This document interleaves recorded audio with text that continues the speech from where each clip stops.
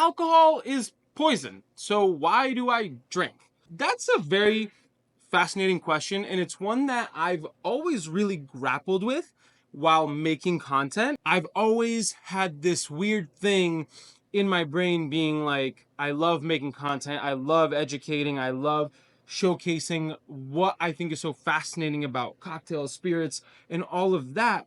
But a part of me has always been like, well, you're kind of promoting alcohol consumption. Obviously, I'm not dressed like I normally would be to make a cocktail video. This has been on my mind and I want to talk about it. We're going to make a cocktail.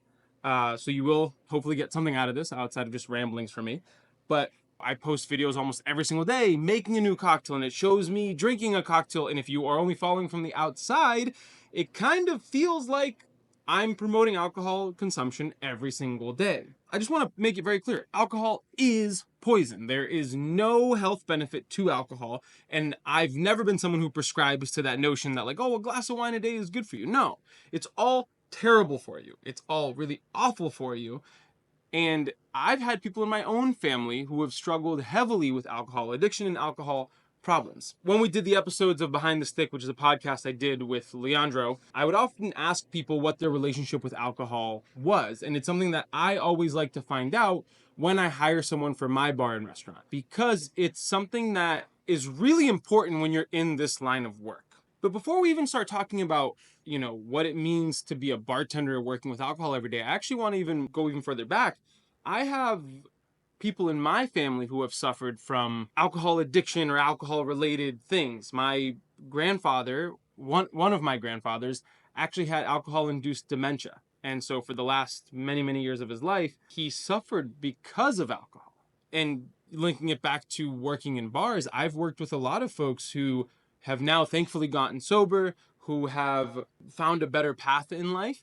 And this kind of push and pull of what people's relationship with alcohol is something that is very delicate and really needs to be taken very seriously. And so even though people in my family have had a history with alcohol, and I've seen coworkers and even former guests of mine really succumb to their addiction and struggle with this substance, why do I still say that I love spirits and I love that this culture around it? Well, let's start making a cocktail and we can start talking about it. So this cocktail actually doesn't have a name yet. It is going on my next menu. So if you guys have a name for it, throw it down in the comments below. I'd love to hear your idea for it. The first reason that I really still enjoy alcohol and spirits and think this is great is because of the culture. Every single culture on this planet found a way to create alcohol on their own without ever kind of like communicating with other people. So you had beer and wine and sake, all of these other alcoholic beverages that originally started off as like medicinal or for ritualistic purposes. And it has this super long storied history. Just look up how the British Empire used to pay their sailors in rum. Like it was used as a form of currency. And so it is such a huge part of the history of the world. And so one time someone, I forget who said this quote, and it was like, to understand the history of alcohol is to understand the history of the world, which I think is such a poignant quote. And I think it's a fascinating way to look at things. And so there's so much culture built in. And I've always been a big culture buff. I mean, behind me, I have, 3 different bookshelves dedicated to cocktail books about the history of bartending and the history of spirits. And as a history nerd, it's something that I'm so fascinated by. And historically, alcohol has been created and used for ceremonial purposes, which leads me to my next point about why I still really enjoy alcohol, is that it brings people together. Now, in the world that we live in, are there other things that can bring people together? Absolutely. You don't need alcohol to have a good time, and I don't subscribe to that belief. But in the world that is so full of inhibitions and insecurities and so much going on, if you get together with a group of friends and you're sharing a couple of drinks, or if you're at a bar sharing a couple of drinks, it creates a community atmosphere. Obviously, that can definitely go too far. and get to the really rowdy, sketchy side of things. But I've never really liked the idea of promoting like binge drinking or like drinking until you puke. I mean, growing up in high school, like we used to drink every single weekend to the point where it was like, if you ever went to high school in a lot of parts of America, or college in a lot of parts of America, binge drinking is just kind of part of the culture, which I actually don't love. I think that there are ways of teaching people that drinking doesn't have to be so excessive. Like you don't have to drink to the point of puking every weekend.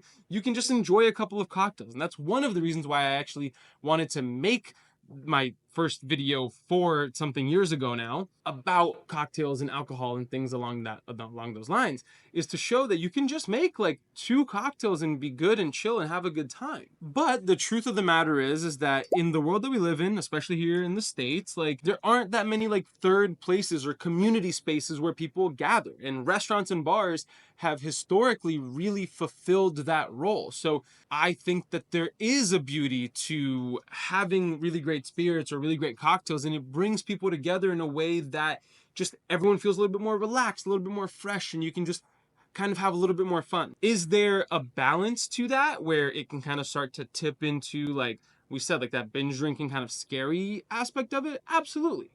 And it's something that as a bartender, we grapple with every single day. You are working with alcohol as your primary, method of work. I like to say that yes, a lot of bartenders like to compare themselves to chefs, but it's different. You eat, you feel sustenance, it feeds your body. If you drink, it makes you drunk. So it's like, if you're tasting food that you're cooking, it's just gonna make you a little bit more full, you're a little bit less hungry. But if you're, like, for example, developing a cocktail menu and you're trying a bunch of different cocktails, like even if you're just sipping it, you're consuming alcohol almost every day. Even if it's just tasting it here and there. I'm really thankful for a lot of the initiatives that have been coming out where, non-alcoholic spirits have become more prominent. I got to do an event down in New Orleans during Tales of the Cocktail where we served non-alcoholic cocktails, and I thought it was awesome because I think it was like the first time in the almost 20-year history of Tales that there was a big event that was focused on non-alcoholic cocktails. And I've been happy to see a lot of bars implementing that into their bar programs. And it's something that it's not taboo any longer to be like, oh, like I'm a bartender that doesn't drink.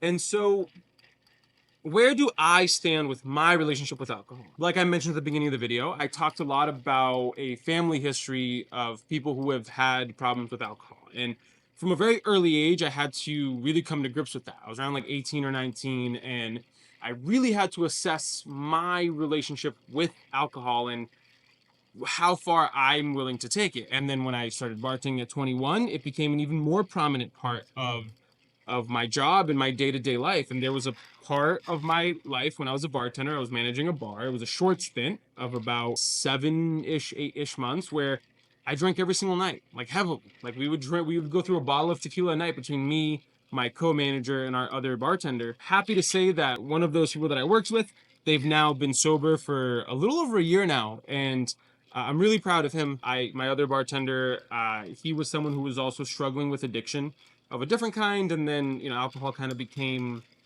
involved in that. And so once I left that job, I was like, that was really not healthy on any level for me. And I needed to, again, when I was about an adult, reassess my relationship with alcohol. To this day, I still think when you start working as a bartender, you need to ask yourself, like, what is your relationship with alcohol? How comfortable are you working with it? Do you have the ability to stop yourself? Do you have the ability to be like, ooh, no more, I'm done, I've had 2 drinks? And I'm not saying even on the clock, I'm saying like if you're out and about and just working with it. I think that it's just about understanding how comfortable you are with this, because it is a slippery slope. And if you don't have control over it, I've seen a lot of people go down a really nasty and dark path. I think that moderation is key. And that being said, I understand it's poison. I think that there are really terrible things that come from alcohol consumption, but that there are really great things that come from it as well. And so going back to talking about how alcohol has historically been used for ceremonial purposes and to bring people together, an example from my own life, when my other grandfather passed, not the one that had the alcohol-induced dementia, he used to drink a scotch and soda every single day, just the one. He lived to be, I believe, 96, around 96. And myself, all of my cousins, my aunts and uncles, we have a big family. we actually all, in his honor, we all made ourselves some scotch and sodas.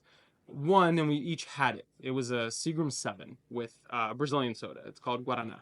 We all made one. We all had one, and it was kind of like in my grandfather's honor. And so there are elements like that that are culturally ingrained into our culture. And so if you're someone who's, super abstinent from alcohol, you might be thinking, oh, you didn't need to do that. You could have honored your grandfather another way. Yeah, it's 100% right. You're 100% right.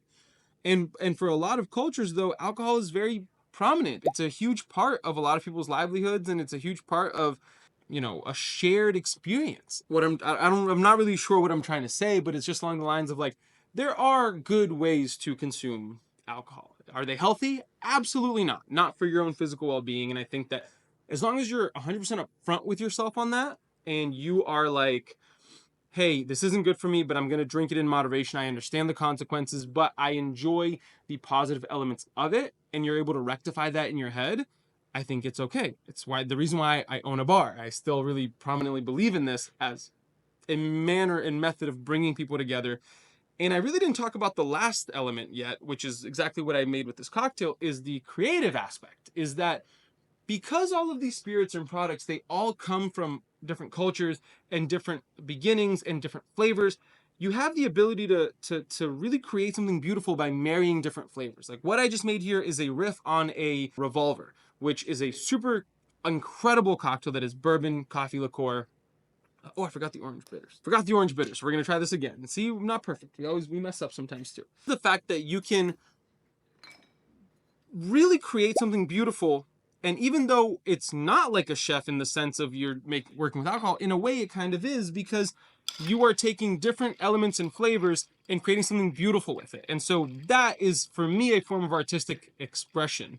I know that's a very frou-frou kind of high thought out there, but it's true. I have so many cocktails that I've created that it's taken a lot to develop, and there's been a lot of thought put into it. Like this one right here. I mean, I have a name, but I was like, I really wanted to capture that essence of a revolver, but with something that was more representative of my culture, the cachaça being the main thing that we use. So the last element is being able to creatively express yourself in like a liquid form. Yes, that might sound pretentious, but it's true. It's what I really love about making cocktails. And I think that if you're able to have one or two, maybe three in a night and call it a day and be like, I'm good, there are worse things that you can be doing. I've always said this. I don't want anyone who doesn't drink to start drinking because of me.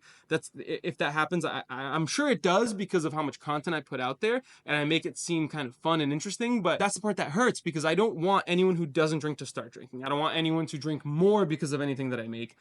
I want people to be like, man, that was really good and that was really enjoyable.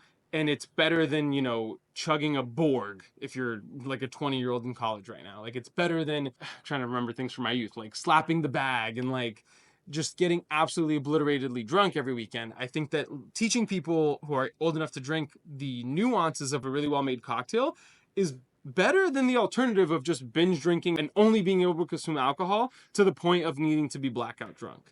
I think that there is a middle ground, and I think that that is a healthier place to be than trying to prohibit alcohol all over again, as if like we were trying to do it. Not that anyone's ever suggested this, but like prohibition obviously didn't work. You know what I mean? People drink more than ever during prohibition. So it's a tough place to be in. And if you work in this industry and you have trouble with alcohol, get help. You know what I mean? Stop drinking. There are other ways of doing it, but this is a lifestyle, and it's hard to maintain that and maintain your sanity. So yeah, anyway, I'm not exactly sure why I made this video, other than it's just this has been on my mind for 4 years, and I just wanted to have an open conversation about it, show you guys a cool cocktail, and show you guys why I do this, and hopefully it makes sense to you. If I've ever made you drink more than you normally do, I'm sorry. If I made you start drinking and you hadn't been drinking because of how fun I've made it look, I'm sorry. I don't want that to be the case. The only thing I've ever wanted to do with this channel and all the content that I make is to be able to help others and, get better at this career, because it is a career. Being a bartender in this industry, it is a career.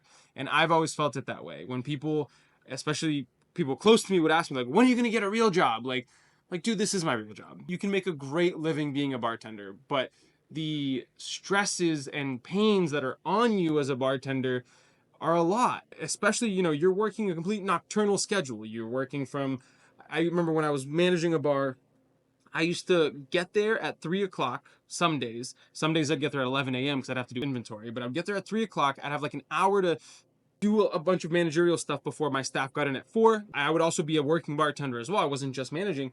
So then at 4, we would set up the bar, and then at 5, we'd open, and then I'd be working until 1 a.m. And then we'd close the bar. We'd clean up. I'd do all of my managerial stuff. I would leave there at 3:30 in the morning. I'd drive home. I'd get home at like 4:15. By the time I took a shower, by the time I got myself in bed, it was 6 o'clock in the morning. So I would sleep until like 1 o'clock in the afternoon. And so there was a period of my life where I didn't see the sun because I live in New England, and sometimes it's just the sun doesn't come out. It comes out and it's gone by like 1 or 2. That stuff's tough, and so it leads itself to a lot of really negative things. But I believe in my heart that there is a way to be a bartender and to have it not be so negative on your life. Anyway, I hope you enjoyed, and cheers. Also, if you have a name for this cocktail, let me know. I'm really trying to add this to my menu soon. I like it a lot. It's really tasty.